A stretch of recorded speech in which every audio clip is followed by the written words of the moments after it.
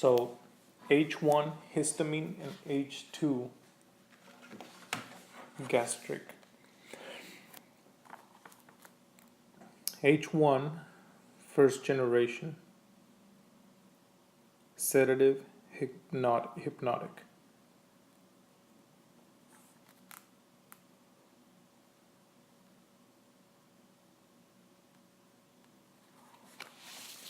So H1 histamine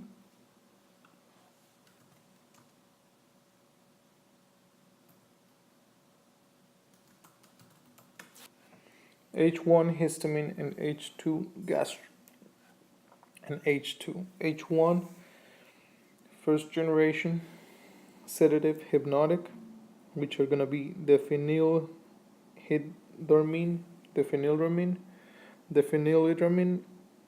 pyralamine, chlorpheramine, promethazine.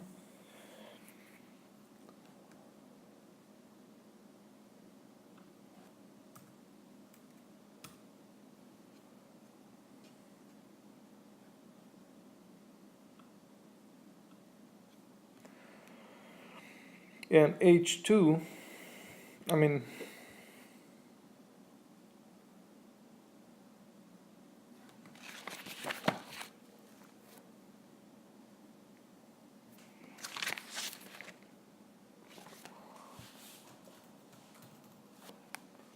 so, okay, so there's different histamine blockers. Histamine blockers.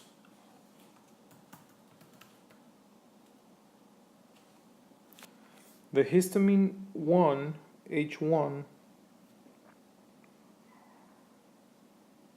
are the first generation.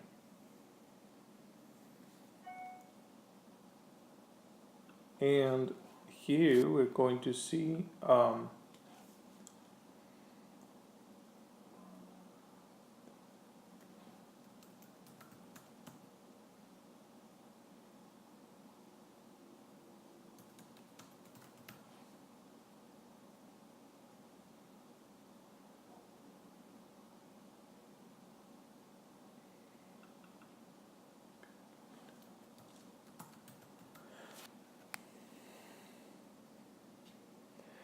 so, okay, I was a little confused about it. So we're gonna study now antihistamine. Antihistamine. So there is two generations of antihistamine.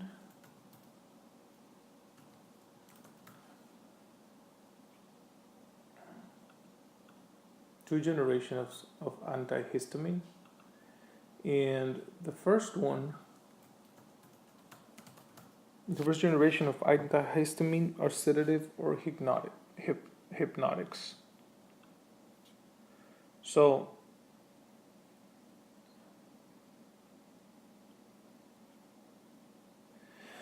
one of the things that we were studying is that when a patient is taking barbiturates, you will not be taking phenothiazines, alcohol, antihistamines, and antihypertensives, because these drugs enhance the central nervous system depression of barbiturates.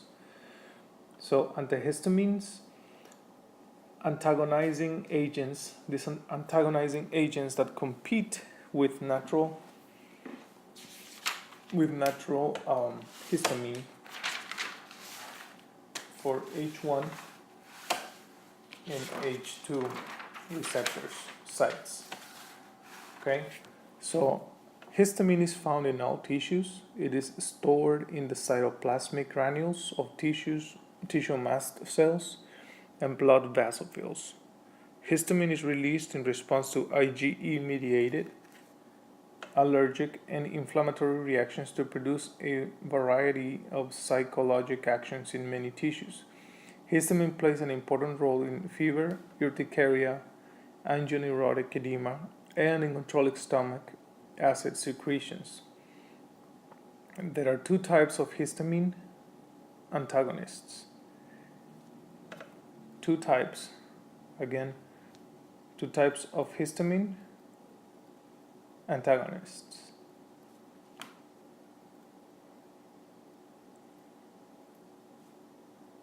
or receptors. And H1 receptor antagonist and the H2 receptor antagonist. Now, H1 and H2 are important. Why? H2 are important in gastric acid secretion,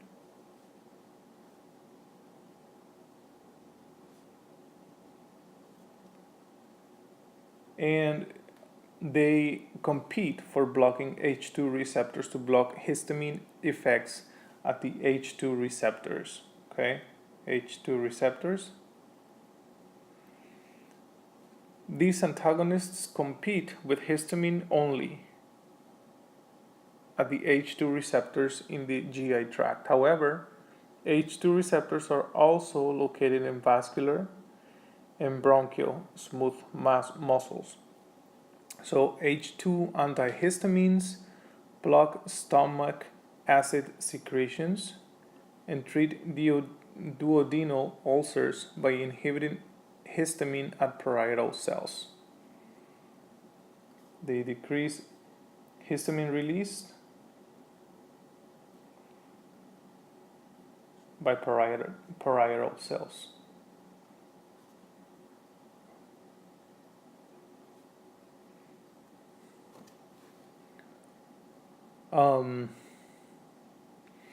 And to interfere with one of several mediators for signaling parietal cells to secrete acid. H2 blockers, reversible competitive antagonists of the actions of histamine on H2 receptors. They are orally active and relatively non-toxic, thus can be given in large doses, so the duration of action of a single dose may last 12 to 24 hours. These agents treat acid peptic disease, especially duodenal ulcers and gastric peptic ulcers. H2 antagonists also treat Zollinger-Ellison syndrome, which is a hypersecretory disease, and gastroesophageal reflux disease, GERD. However, for both of these disorders, omeprazole or Prilosec, which is a proton pump inhibitor, is more effective. So the medications that are antihistamine for H2 are going to be cimetidine, ranitidine, famotidine. Okay, cimetidine is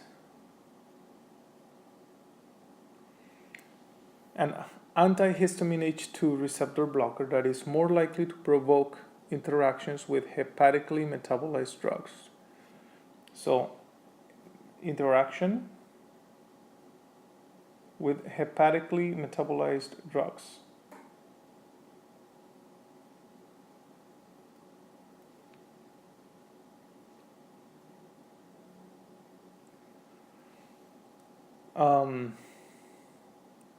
May cause gynecomastia,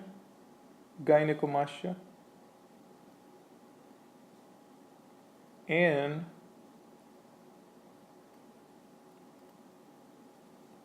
however, Zantac and Pepcid and Axid do not produce these side effects. So Zantac is ranitidine. H2 receptors. H2 receptors are blocked by blocking the effects of histamine at the H2 receptors. And famotidine, which is Pepcid, and nizatidine, Axid, are also H2 receptor blocks that does the same thing. Now, the H1 receptor antagonists. These will block H1 receptors, blocking the effects of histamine at these receptors. H1 antagonists block vasodilation, block bronchi constriction, and block capillary permeability that histamine usually causes. Okay, again, histamine H1 is different than the one in the stomach.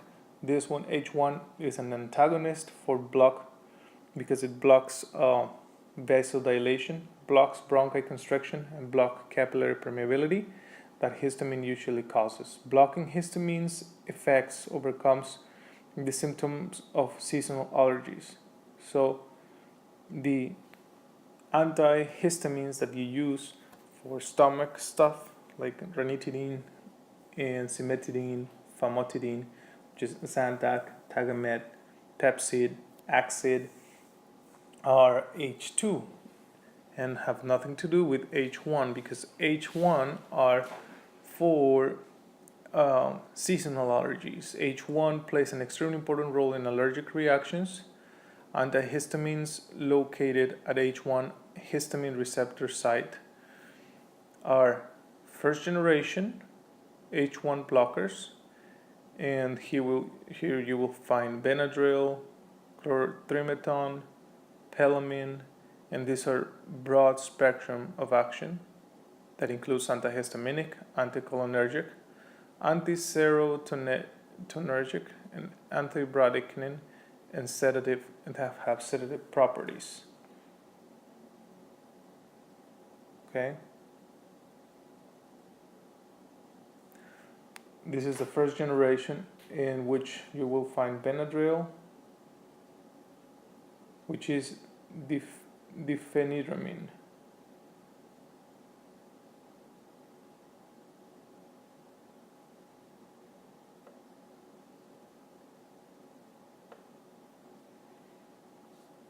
Diphenhydramine, chlorpheniramine, which is chlorothalidone, and tripelenamine, which is pelamine. These agents have a broad spectrum action that includes antihistaminic, anticholinergic, antiserotonergic, antibradykinin, and sedative properties. Now, second generation,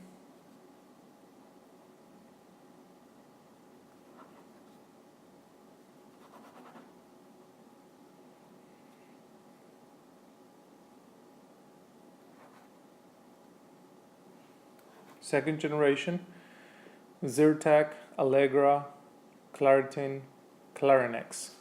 And Zyrtec is zereticin, Allegra, fexofenadine, Claritin, loratadine, and Clarinex, desloratadine. Most of these agents, due to their poor central nervous system penetration, cause less sedation. Okay. Less sedation and drowsiness than first generation agents.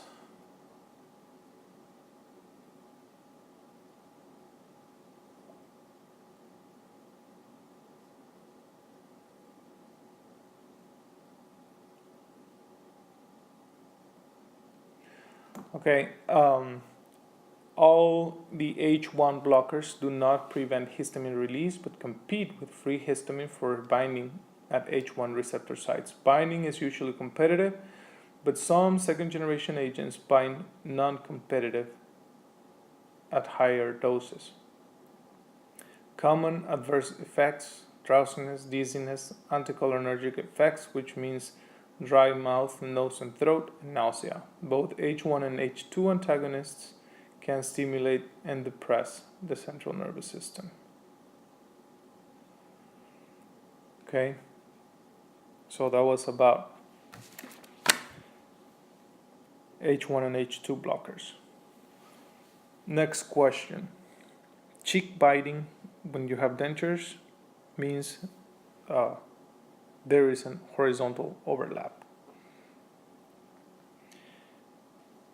What does it mean when the patient can't make F and V sounds in a complete denture? What is the problem? When the patient cannot make F and V sounds, the problem is that the teeth are too far superior and too anterior. Again, if the patient can't make F and V sounds, what is the problem in a complete denture?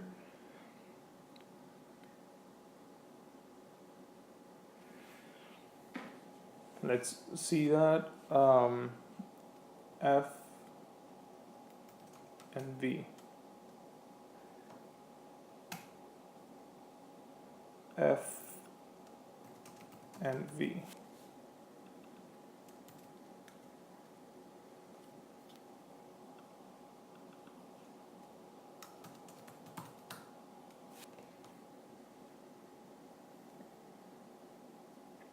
Incomplete dentures, okay?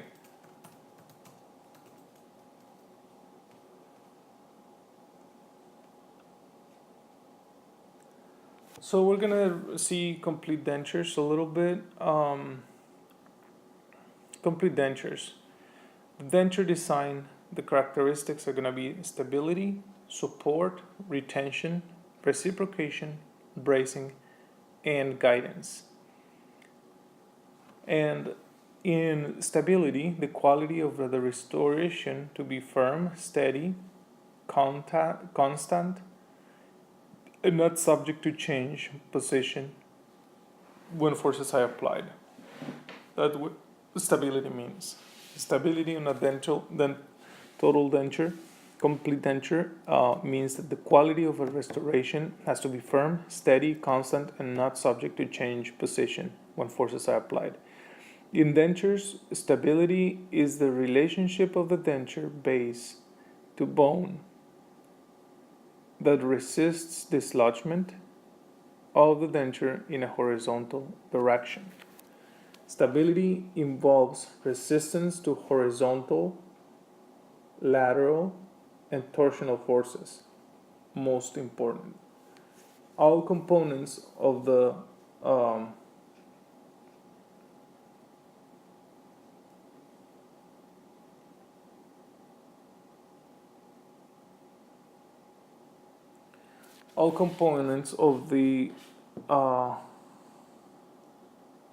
RPD, I don't know what RPD is.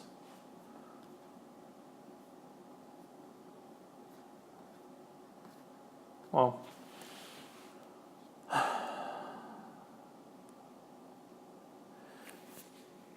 removable partial denture, but we're not seeing removable partial denture. So anyway, all components of an removable partial denture except the retentive clasp tip contribute to stability. Now, support. Support is the resistance to vertical seating forceps provided by rests and denture bases. Most removable partial dentures support is given by occlusal rests and the dentulous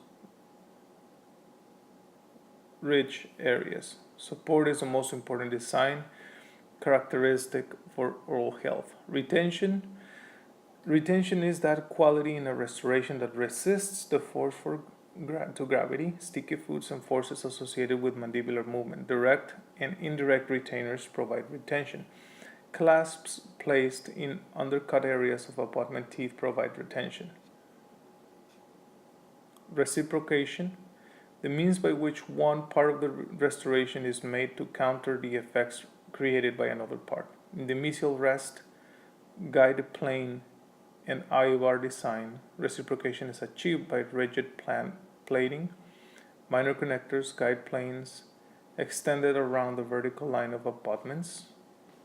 Again, in the mesial rest, guide plane, and I-bar design, reciprocation is achieved by rigid plating, minor connectors, guide planes extend around the vertical line of abutments, contact areas of proximal teeth, and reciprocal clasp arms. Reciprocal refers to the function of the lingual clasp arm, which is the reciprocal clasp arm, to counteract forces extended by the buccal clasp arm, retentive clasp arm.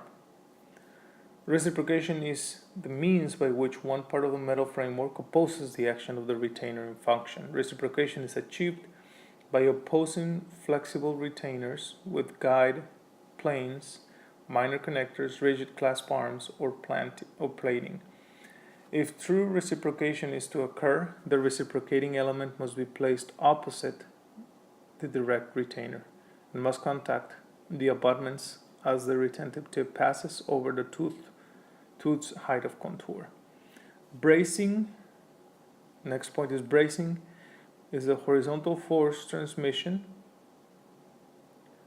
by placing rigid portions of clasp or other parts of the removable partial denture in non-undercuts areas of the abutment teeth. And guidance during it is the insertion and removal obtained by contact of rigid parts of the framework with areas of axial tooth surfaces parallel to the path of insertion.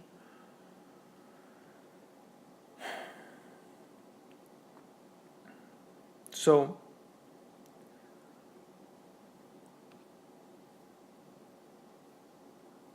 there's a lot of information on complete dentures that will have to be studied, definitely, but we're checking other information, so we're gonna continue. So there's a lot of questions on irreversible pulpitis and asymptomatic apical periodontitis. Asymptomatic apical periodontitis has no is like the name says, is asymptomatic.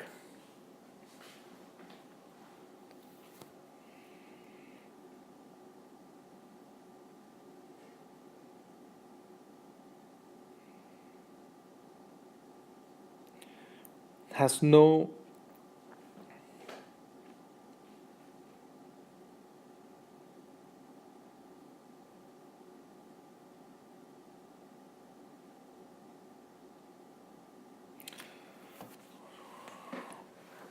okay.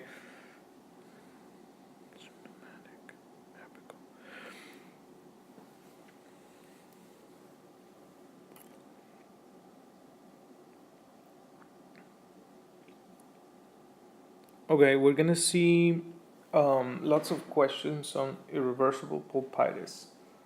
So we're gonna see what is AAP.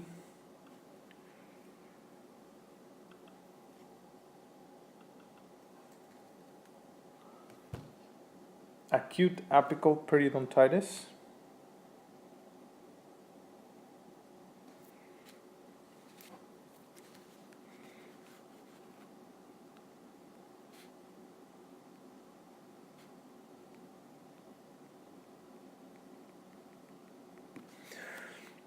Acute apical periodontitis is characterized by pain commonly triggered by chewing or percussion. Acute apical periodontitis alone does not indicate irreversible pulpitis.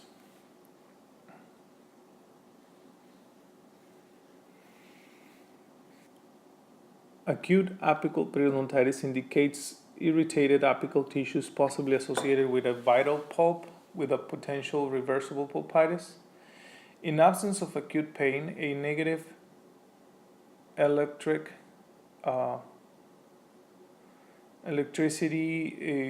pulpal test or frank apical radiolucency, a caries tooth with sensitivity to percussion may respond to caries control.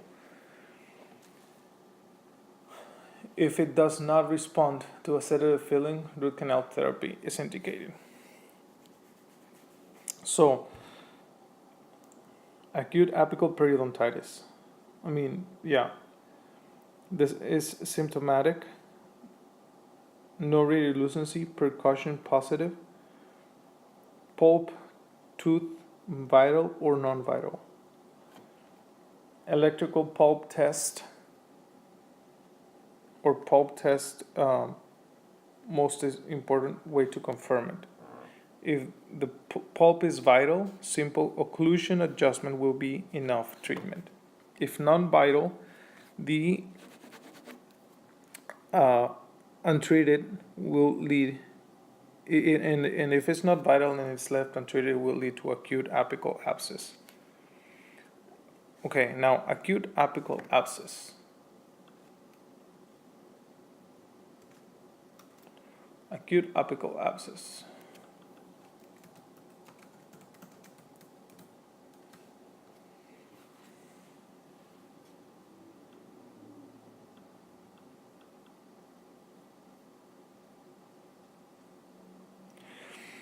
An acute apical abscess purulent exudates around apex, symptomatic. Periodontal ligament may be normal looking or slightly thickened in X-ray, normal or slight thickened lamina dura. Swelling, rapid onset of swelling,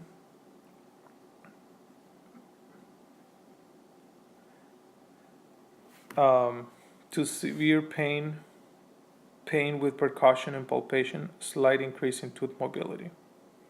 In a chronic periradicular periodontitis is asymptomatic, radiographically visible, endotoxins cascading into pulp cause extensive demineralization of cancellous and cortical bone,